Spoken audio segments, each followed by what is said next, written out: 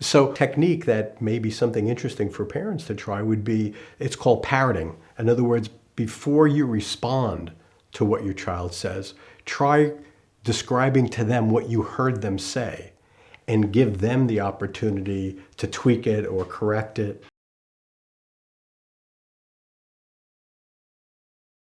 The purpose that serves is to slow you down, and you can do this with anyone in your life.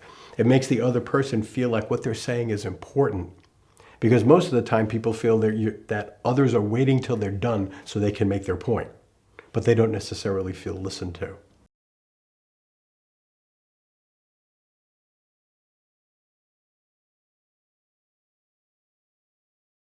But I can say that even the most open parent, the one who's created a great environment for their children to talk to them, still has so much emotion. I mean, having a parent-child relationship is a very powerful emotional thing.